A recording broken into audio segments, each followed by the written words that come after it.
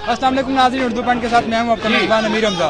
नाज़रीन, इस वक्त मैं इस्लामाबाद हाई कोर्ट के बाहर मौजूद हूं और मेरे साथ इमरान खान के वकील शेर अफजल मरवत साहब मौजूद हैं। इनसे जानते हैं आज के केस के हवाले से फैसला आ गया इमरान खान को रिहा करने का, इनसे मज़ीद तफसीलात जानते हैं। अस्सलाम वालेकुम सर, बताइए आज के केस की क्या? ये फैसला पहले दिन ही आना चाहिए था। उस दिन और आज के दिन में केस की नौयत पे कोई फर्क नहीं पड़ा है। यही मेरिट हमारे पहले दिन भी थे जिन पे आज मुअत्तल हुआ है। तो जब आज ये मुअत्तल हो सकता था तो ये पहले दिन भी मुअत्तल हो सकता था। पहले दिन मुअत्तल न होने की वजह से खान साहब के लिए बदरजा तकालीफ पैदा हो चुकी है।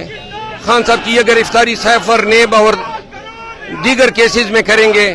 अदालत रिमांड देने के लिए तैयार बैठी है, जिस तरह शाह महमूद का धड़ाधड़ रिमांड दिया जा रहा है। तो लिहाजा हमें लीगल बैटल यहाँ पे फाइट करनी होगी।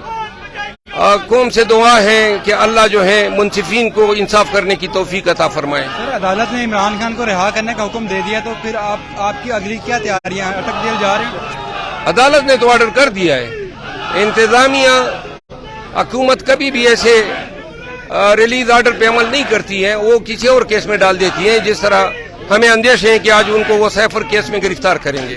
सोशल मीडिया पे खबरें भी चल रही हैं कि इमरान खान को अब साइफर केस में गिरफ्तार कर लिया जाएगा, जो अदालत उधर से अटक जेल से रिहा किया जाएगा। तो क्या कहेंगे इस वाले? हमें अंदेश है, मैंने बता दिया, हम फाइट करेंगे। तो अगर उस केस में, साइफर केस में इमरान खान को गिरफ्तार किया जाता है तो आपका अगला लाहेअमल क्या होगा? हम जो अदालत है उस जज साहब का तबादला माजी करीब में किया गया, क्योंकि जो पहले जज साहब थे वो अपने इंडिपेंडेंट माइंड से चल रहे थे।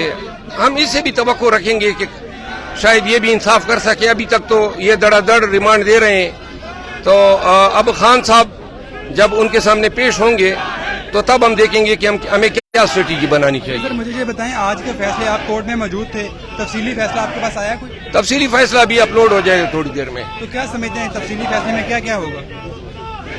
ये शॉर्ट सा फैसला है, बेल पे है, 426 की सेंटेंस सस्पेंशन है, लेकिन ये 6-7-8 पेजेस का जजमेंट ये हो जाएगा।